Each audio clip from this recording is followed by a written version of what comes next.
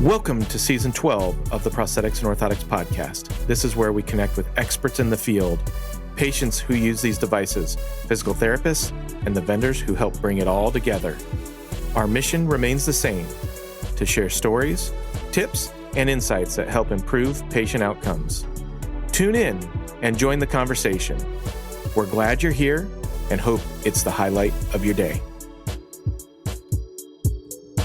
Hello, everyone. Welcome to the Prosthetics and Orthotics Podcast. This is an interesting one because yours is actually off traveling today, and I am actually in the jungle of Guatemala doing a prosthetic clinic, and our guest today is somebody that I just met a few days ago. His name is Todd Biss. He has a production company and a videographer, and he has a knack for being able to tell stories and tell it through video in a very moving way. So, Todd, welcome to the show. Thank you, Brent. Thanks for having me. Appreciate it. Yeah. So, Todd, how did you get into this? I know it's probably a long story, but we've got a little bit of time. But yeah, just tell us a little bit about how you got into it, and then we'll jump off into some other stories. Sounds great. Yeah, I'll try and give you the condensed version here. My dad was a person who was really into photography and film production before video was even a thing. So I'm getting up there in years, brother. So it's been interesting, but I loved the things that the stories that could be told through photography and through eventually video, and it's been amazing. It's been life-changing for me. I worked in the advertising world for quite a while. I was at an ad agency doing photography and video production, and then about 30 years ago started Todd Biss Productions, and we've been doing it ever since. And some of my favorite work is some of the nonprofit work that we get to do. Stories are amazing in general, but when you can tell a story that moves a person, it really makes a difference. Yeah, well, tell me a little bit about that pathway. So, I mean, you've been at this for a while. You said you were at an ad agency that was probably a for-profit side of things. So tell us a little bit about that, and then maybe even some of the psychology of what you're trying to do to move people in that space to make a purchase, and then we'll hop into the nonprofit side. Sounds great. Yeah, it's been interesting. So obviously you're trying to, some people say advertising is just a tool to get people to buy something they don't need. And I never really believed that. I'm sure there are situations where that's the case, but a lot of times it is things that we do need or desire. And when imagery is used to tell the story more clearly, then you start to realize, oh, this is something that I could use. And so, yes, it is more for profit on that side, but many of the clients that we still work with today, I'm thrilled with the products that we're telling the stories behind, because they're amazing products and make a difference in people's lives and enhance their lives. So I love that. So I'm guessing that, and still staying on the for-profit side of things right now, a lot of times you have to shoot on site, right? This isn't a Zoom call. This is like you're lugging stuff and production stuff. So tell me about some of that when it's on the for-profit side of things. How does all that work? How do you get set up? How far ahead of time do you have to do? How do you scout stuff? What are some things? And then tell me a little bit about your style too, when it comes to that, and what makes people pick you. Gotcha. Yeah, no, you're 100% right. We've gotten the opportunity to shoot all over the world, even on our for-profit stuff. The setup, the prep time for shoots are very different from one to the next. We have shoots where we're packing tons of gear and traveling to China or the UK for some of the more international things. But a lot of times, we're located in Northeast Ohio, so a lot of times it's things happening right there in our studio. We've got an 8,000 square foot studio, so there it's more about just really finessing the lights, because we have everything right there with us. So we can take the time to build a set. We had some stuff we just did recently for some skincare items, and we had to build showers and bathtubs, and we looked at locations. We said, no, you know what, we're going to have a lot more control of everything if we just build this right in the studio. So we did that. But other times we're walking into some things fairly blind. If we can see an area or a location ahead of time and do a tech scout, or usually it's a location scout first, we just kind of see what's going on. Then we'll come back sometimes for a tech scout where we're really studying where's the light at different times of day, what is our power situation, how much are we relying on battery powered items. All those things come into play. As far as stylistically goes, we've been told one of the things we do best is working with people, whether it's professional talent or even amateurs who just need to be the ones that are on camera. Helping people feel comfortable in front of the camera really makes a difference. And if a person is more likely to feel comfortable and taken care of, they're more likely to come across as themselves, is what we found. Yeah. So still on the for-profit side of things, what constitutes success? Well, I think there are a few things for me. One is the visual side of things. Like if it doesn't come across really beautifully, it's disappointing to me. So I want people to feel at home. I want them to look like they feel at home. If it's not a person, if it's a product, I want it to look beautiful. Beauty is a big part of this for me. I spend a lot of time studying light and the way light falls and the way light reflects and the way light hits different times of day and the color temperature of light, composition, all those things. But really beyond that, we're looking for clients that say, "Oh my gosh, this is way better than I ever thought or imagined," and then obviously they pay us too. That helps. And then they call you back. And then they call you back. That's really the ultimate it's really thing, true, right? It's really true. If you've got folks who love everything you do and then you don't hear from them again, that's a bit disappointing. But most of our clients are folks that stick with us for a long, long period of time because we're servicing them well. Yeah. Well, let's hop into the nonprofit just a little bit, and probably this is where we'll hang out a lot of the time. So why do people call you for the nonprofit side of things? What is it that you do, and then how do you figure out how to tell that story?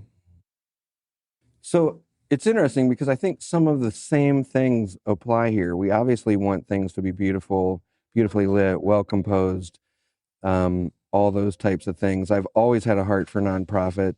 I've always had a heart for maybe the underserved or less noticed people in the world and in our neighborhood even. And so it was a pretty natural transition. I don't know that I would even call it a transition. It's just always something I've been aware of. But the same things apply. You want the people that you're working with to feel incredibly comfortable. You want them to know, they want to know that they can trust you. Some of the stories that we tell are pretty delicate. Some of the situations we walk into are pretty delicate. Some of the work we've done with in the nonprofit world deals with sex trafficking and abuse and a lot of different scenarios where they're really tricky. So trust is critical. And sometimes we've walked into situations where, when you're walking in with camera equipment and big lenses and microphones pointing at people, that can be pretty intimidating. And so taking some time to step back, not lift the camera right away, not point a lens at somebody's face right away. And many people have had some abuse situations where it's broadcast abuse, news channels that have come pouring in, and they just feel taken advantage of. And so, again, to make sure that you're not feeling taken advantage of, or they're not feeling taken advantage of, it's just so important that they feel that they can trust us, that we have their best interest in mind.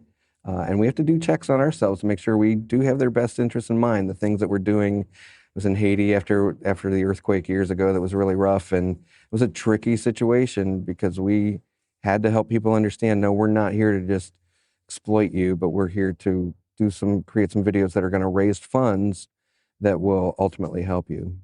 Yeah.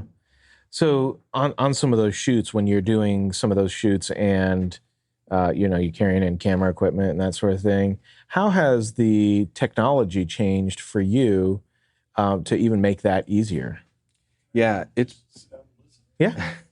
been drastic, the technology change. So sensors are better, microphones are better. Even the mics we're using right now are so tiny and easy to carry around. So it's really simplified a lot of things in a lot of ways. Those changes in technology, lensing, everything. You can get away with some things that are definitely much smaller. There are times where we choose to not do that because there's still some things that we don't want to sacrifice quality on, and we know that we need this particular lens kit. But yeah, in general, the number of cases, even this shoot here in Guatemala, I can come with one assistant. And my anticipation, even the number of cases that we were going to have to check and what we had to carry on board, I was like, oh, we actually did this with almost 2 less cases than I expected because of some of the changes that that we were able to make in because of technology. Yeah. So we're in the jungle of Guatemala. What brings you here?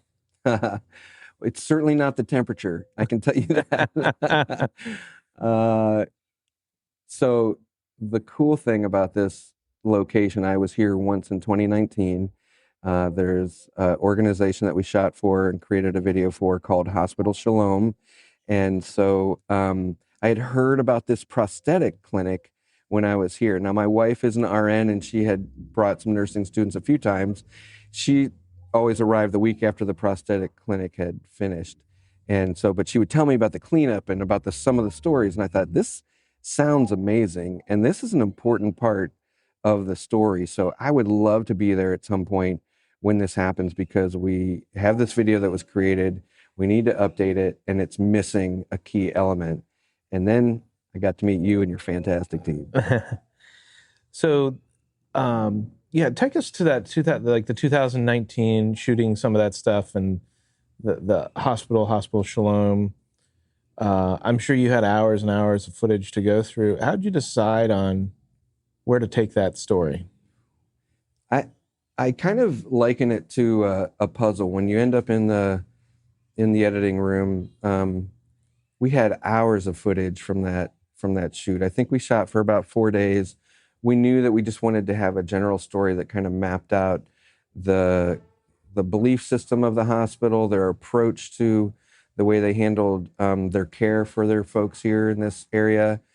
And so we knew that we wanted to tell that story well and delicately. But so I liken the storytelling post-production process to a puzzle that there's no right or wrong way to do it, only better or best. And you don't always know. So with a puzzle, you have these elements that are all perfectly cut and shaped, and there's a way you have to put it together, and you start with the border, and it's very clear cut and framed in. It can still take a long time, but in the post-production world, it's all those pieces, but there's no right or wrong way to put them together necessarily.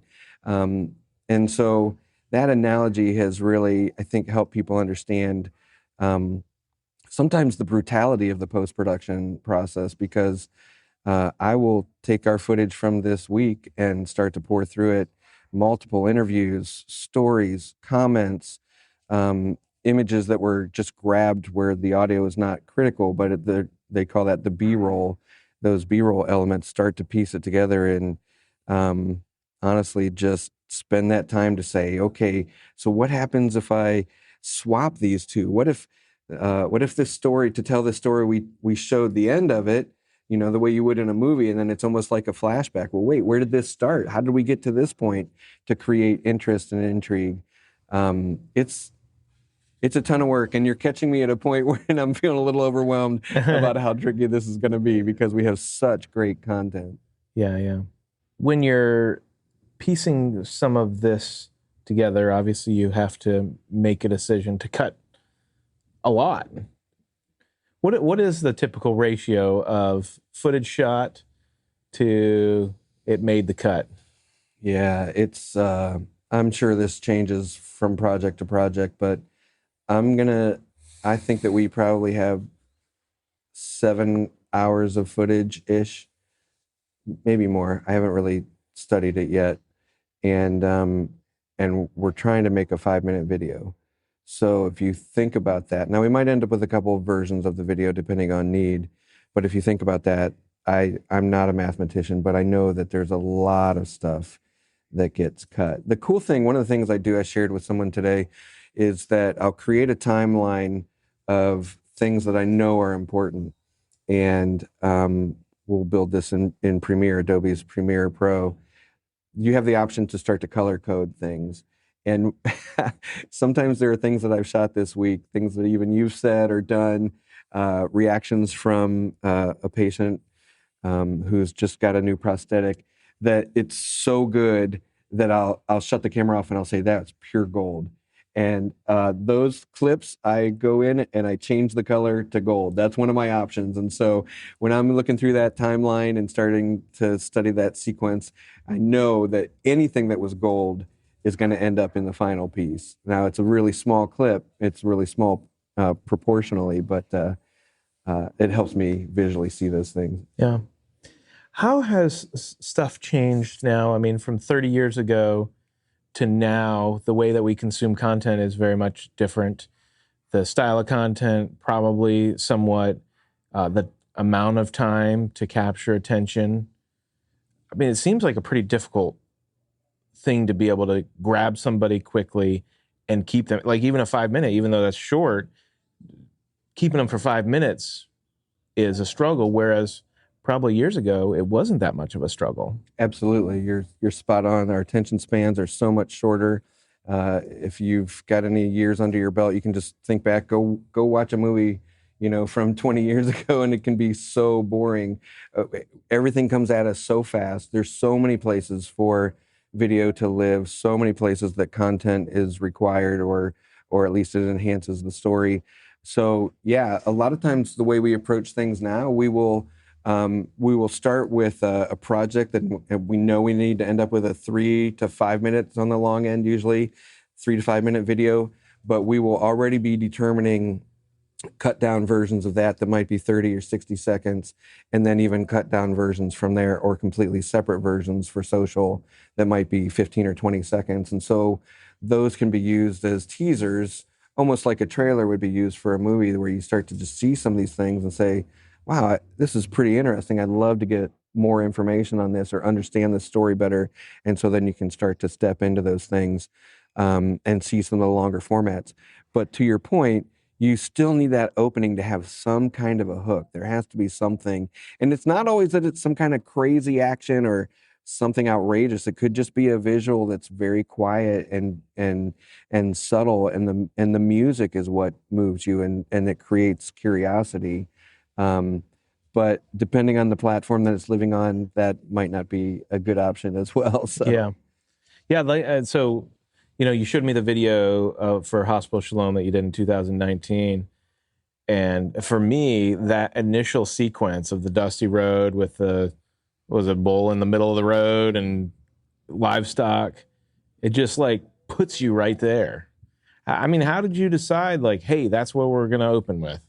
That was a tricky one. The interview was done by a person here whose oldest son, or firstborn son, died in the state hospital.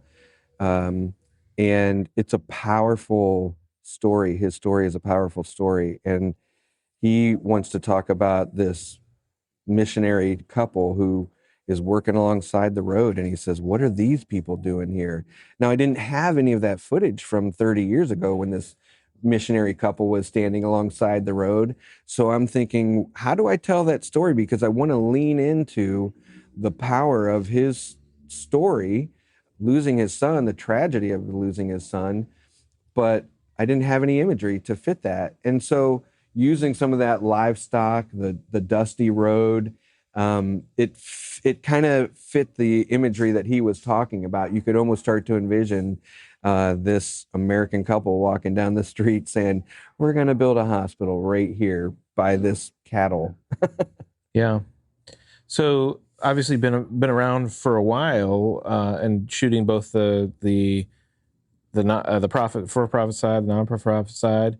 Tell me about some of the like film festivals. Have you won any awards? That sort of thing. Brag on yourself a little bit. Okay. Yeah, we've so the bulk of the awards that we've won are we have like Telly Awards, Addy Awards, very much so on the for-profit side of things. So a lot of advertising. That's been fun because it gives us a chance to have our work in front of peers that maybe haven't had a chance to work with us yet, And so when you're winning those kinds of awards in front of people that could hire you, that's obviously a great thing. Um, on the film festival side, we've done less of that kind of work. So much of our work that we do in the nonprofit world is being used by those nonprofits for fundraising. So they're not going to the festival side, but we've had several things that we have had in festivals, and some of them are short films and things like that. We haven't won any awards in that world yet, but I hope to do a little bit more of that kind of stuff actually in the near future. For me, being selected to be in a film festival is almost the award itself. It's such an honor to get into some of these festivals, depending on which one it is and the size of the festival. It's not like they just say, "Hey, everybody, submit a film and we're going to show it." It's very competitive to get selected into some of these festivals. So. Tell me, and I know you have a lot of experiences, but tell me about some of the hardest shoots you've done, both maybe environmental and gear side.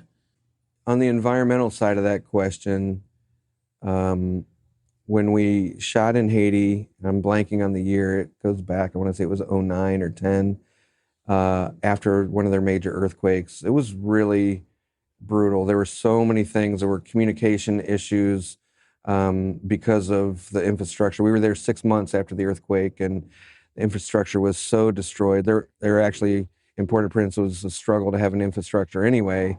But then communication, and even on our arrival, we spent hours in the dark, in the rain, waiting for the person who was supposed to pick us up because they had issues getting there because of roads that were closed and things like that. So we had, and we're there with thousands and thousands of dollars of gear, and we had a person who said, "I'm going to stay with you." He was a taxi driver. We didn't even know where we were supposed to go.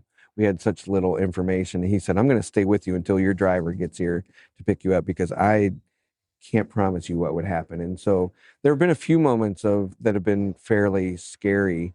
We had a situation in Nigeria where our vehicle was surrounded, and a lot of it is just, they just saw some folks that look like they a little different than them, and when they see your equipment and your gear, then they know that there's the potential for bribes and that kind of thing. So we've had a few situations like that. Cambodia has had some tricky situations where, the poverty is so great, you can't truly blame the people for their desperation. But you know that you're in places where this is just a rough place to be. And, even going back to the Haiti thing, there was so much death and destruction. The smells were almost unbearable. And so to find those places where you're in the midst of things that are really, really difficult, but you're seeing glimpses of hope. There were small, what we would call in my neighborhood, sheds, little 8x12 sheds that you would keep your lawnmower in. They were being built for these families to live in, and they were so excited. They were so proud to show you their houses, and so that's kind of the story we were telling was, look at this company that is donating some of this material to help build these houses for folks. In that scenario, we called it the double bottom line. So we were actually hired to go work with this company that provided the sheds. We were hired by this building company to go and document this stuff so that they could kind of tell their story too. Hey, we're helping with this. And then they paid us for that. So we had a connection there, and they said, "We will pay you to do that." So it felt a little, I don't know. We just call it the double bottom line. Like, Sure. we're doing good and we're getting paid for it. And Yeah. that's a real treat. Well, and that's sustainability too, right? Right. I think that's one of the interesting things, especially in the nonprofit world nowadays, is you have to get paid for the work that you do so the work can continue. And yeah, maybe just speak a little bit about that concept too, is people, just because it's for nonprofit doesn't mean $0. Right. Yeah, I am with you 100%. We try and find at least one project a year that we completely donate. Sometimes we end up doing more than that. We always have at least one. But what we do all of us collectively do, it has great value. And if I can create a story that helps a nonprofit gain more exposure, gain better understanding, then that's going to ultimately help them with their bottom line. There are going to be people who come alongside and say, I can help you. I can give financially. I can give of my time. And so there is great value there. And I love the fact that that we get to do that with a lot of people. Now we obviously try and work within budgets that are there. We give a nonprofit discount compared to our standard rates. We really, really work hard to work with people, especially when it comes to causes that are so important. Yeah. I'd like to dive a little bit into just your style of storytelling and the style and how you think about it. And I'd love for you to tie it into this idea of being able to grab attention. So just to give you a little background, so a lot of our listeners, they're small, medium-sized businesses, and we don't do a great job of tooting our own horns. Like I think we do some pretty special stuff and stuff that's noteworthy, but I don't feel like we're very good at telling our story. So I'd love to just hear even some practical insights on, hey, if you're a do-it-yourself type of person, here are some things to think about, concepts to do to be able to tell your story and toot your horn. That's a great question. So, yeah, there's a lot of things that come to mind as far as even my approach. We give a lot of thought to when we think about the story, and I did this even this week. When is my camera on a tripod, and when am I hand holding it? Because there's a very different feel between those two things. Is the lens longer? Like, are you zoomed in a little bit? Even if we're shooting on a phone, you can still zoom in and you can still choose to put it on a tripod or you can still hand hold it. There's a very different feel between those two. If you're trying to show something that shows stability and confidence and a concreteness to it, then oftentimes I'll put it on sticks. I'll put it on a tripod because I want it to feel stable and trustworthy and those kind of things.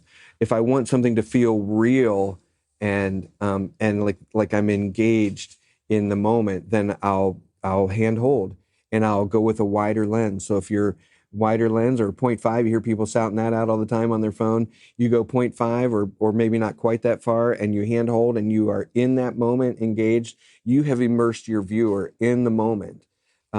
It's a little more chaotic sometimes. There's a little more movement, a little less stability, but that's not always a bad thing. And vice versa. There are times if you have it on sticks and you're zoomed in on a tripod and you're zoomed in a little bit, that stability is pretty great. There are times where I'll use a longer lens to try and capture more facial expressions and things like that. And after spending a week with you, faces are important, and seeing these moments when you can to catch moments of expression, especially when somebody gets it, and they take some of their first steps if it's brand new to them, or even if it's just an improvement, an adjustment that you make that, you rotate the foot a little bit or change the knee and it kind of clicks. It's really fun. Obviously, having the whole body and seeing that is crucial to what you guys do. And I was able to witness that as well. As on a practical side for folks who are running, small, medium, or even larger businesses, there's just as a reminder, there's just so many great places for video to live. We're living in a time that's so different than it's ever been. And I know there's the big push on the Instagram side of things. And then with LinkedIn now, depending on where your audience is more likely to live, there's great potential. And I would say just in general, just do it. The more you can do, if you have an intern who can grab some things, the more stories you can tell. Your guys' stories are amazing and compelling. And that's one of the things that really hit me. The stories you're hearing about people that you're working with on a daily basis are incredible. And some of the people are incredible. And so telling those stories as frequently as possible, even if the quality is not up to par, just getting that content in front of people is so important. We've talked a lot about video and how you can have beautiful video. And I've heard the saying, and I think I would agree with it, quickest way to ruin amazing video is having poor audio. Give maybe some practical ways for people to improve their video by audio, which sounds kind of silly, right? But I would agree with that statement. Yeah. No, I 100% agree. You can be so much more likely to just shut a video off if the audio's distracting. And so finding ways, there's so many great tools out there. We've got these little Hollyland mics on us right now, and there are other companies out there doing the same thing. That the first time I saw this, it was actually my nephew who said, look at this, Uncle Todd. And he put one on one brother and one on my granddaughter and sent them in two different directions. And then he plugged the input into his phone and recorded just their audio as they ran around the yard. And my mind was blown the first time I heard this. I'm like, you are picking up two channels of audio from two people going two different directions to your phone.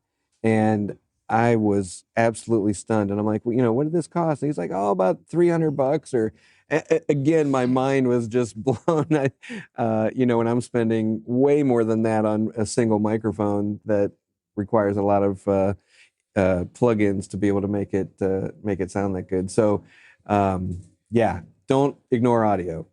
Okay. So I'd like to go into this week a little bit on the prosthetic side of things. I mean, it sounds like this. I mean, you've videoed a lot of stuff, and everything's unique. But what, with you behind the camera, being able to see behind the scenes of some of this stuff, what has kind of struck you about what we've got going on down here? Wow. So I love the way you've built this out as a system. It's clear to me that you've been doing this for years, and systems are just, I think, critical to efficiency. And so it was really cool to see your process start to finish. Got 2 days of casting and the way you kind of mapped all that Forming. out. Yeah, forming. There we go. you got to have all the names of the right stuff, right? And they all have to start with the same letter because we got to tell the story. All right, keep on going. Yes. I have determined it should be forming, and I forgot fabrication and fitting. And fitting. Yeah, so we're going to call it forming from here on out. So the 2 days of forming, watching that process and seeing the variety of body types and shapes and limbs.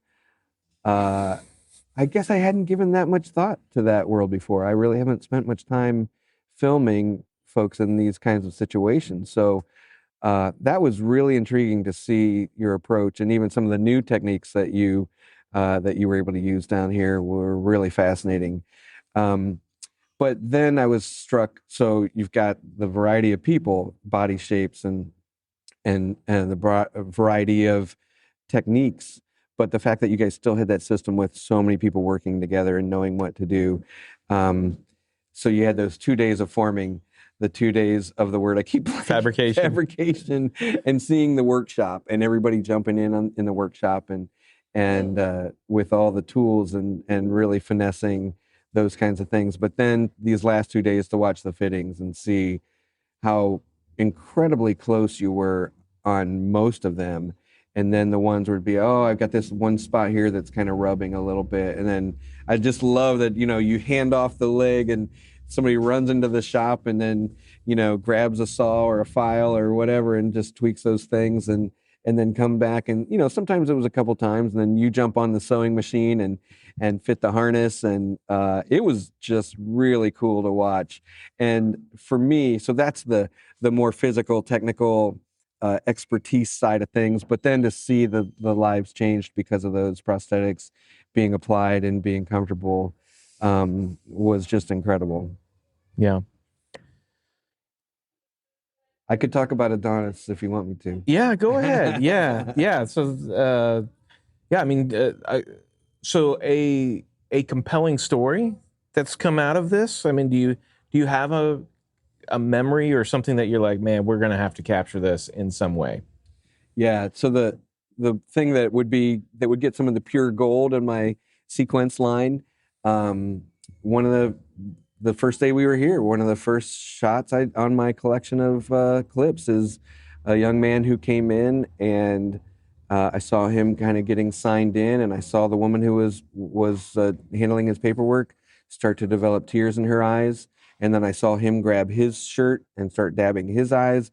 And obviously at this point, I've got the camera rolling and slightly from a distance, trying not to be too obtrusive. And then I saw another person come out and kind of console him. And as the story emerged, we realized that he was 17 years old. A year ago, he was 16 and had been on a motorbike and was hit by a truck, a large truck, and it severed his leg. And he thought life was over. And as they talked to him, they basically were encouraging him to say, no, this prosthetic can give you mobility back, can in many ways give you your life back. And he was just emotionally struck by, I think, a combination of sadness and almost resisting hope. Like, is this even possible? Because they listed things that, he might be able to gain or have again. And I almost felt like there was a hesitation to become hopeful. And so then it was just today, a few hours ago, he was back here and he had a smile on his face when he waved. And I could see that hope had begun and that he was starting to move in that direction. And then his prosthetic came out, and then you guys fitted it, and he hopped up on it athletically and took a stance on this thing. And I thought, oh my gosh, this guy is ready to go. And got in, did one walk through the parallel bars, and then you said, okay, I think you can walk on the outside of the parallel bars with one hand on those. And he's just marching along, smiling ear to ear. And then the tears happened again as he said goodbye. And just now they were clearly tears of joy. And I filmed him as he walked down the steps out onto that dusty, dirty road and made a left around the corner. And I thought, I'm just going to go a little further. And so I followed him around that corner. He was walking with his dad. He was only using one crutch on the side that the prosthetic was on. And then he got partway down the road, and I saw him lift up his crutch and hold his arms out to the side just to kind of check his balance while he took a couple steps. And then he handed off his crutch to his dad and put his arms in the air and then walked the rest of the way. Oof, can hardly talk about it. With his hands in the air. And his life was changed. Yeah. And he continued walking crutch-free on that brand new prosthetic. Yeah. First time in a year. I'm looking forward to seeing that story. Me too. I ran up and loaded that clip in just to make sure I remembered. Did that really just happen? Because that's amazing. So it's really cool. That's so great. I'd love for you to just share a little bit on, on the nonprofit side. You do focus more on, I shouldn't say, I don't know all the stuff that you focus on, but faith-based, the nonprofit side. Why is that important? Well, it's an important part of my life. My faith is really critical to me. I feel like my life has been changed by my relationship with the Lord. And I see so many people, I think a lot of times, specifically Christianity faith is what I'm talking about. I think there's so many times Christianity gets a bad rap, and sometimes rightfully so. There are some horrible things that have been done in the name of Christianity or by Christians, but I really think that if you take the time to look at some of the work that's being done by followers of Christ, the work is amazing. And it's clearly mapped out in the Bible, the behavior and the work that we should be doing in many ways. And so when faith-based organizations come to me and say, hey, can you help us tell our story? And I can dive in and hear what their story is, and I'm moved by the work that they're doing. These are everyday people. The folks who started Hospital Shalom, when I first met them, I'm like, so what's your medical background? Oh, we don't have a medical background. We just felt God say, this is what you're supposed to do. I'm a construction worker. And I've got other friends who are one of the nonprofits now become friends that is, he was an insurance salesman, and now he's working to, help stop children from being sold into the sex trade around the world. So these are compelling stories, and these are people who I believe are genuinely living out the love of Christ, showing people the love of God in a tangible way. And they're not asking for anything. They're not beating them over the head with the Bible. They're not, doing any of these kinds of things. It's just, no, God calls us to love each other, and that's what we're going to do. And they find ways to show the love of God by doing these things. So it's for me, I can't think of anything better. That's awesome. Well, Todd, it's been great to have this conversation. Thank you so much for sharing this with your listeners. Where do people find out more about you? Well, so our company name is Todd Biss Productions. And if you just Google that, Todd Biss or Todd Biss Productions, you'll find us on LinkedIn. You'll find our website. You'll find us on Instagram. So yeah, there's some pretty fun things out there, and pretty interesting things we're putting out. All right. Well, thanks so much for coming on show today. Yeah. And thanks for shooting all this. Yeah. Thanks for having me on the show. Thanks for letting me see this world of prosthetics. It's been a real treat. Awesome. And thank you for listening to the Prosthetics and Orthotics podcast. Have a great day.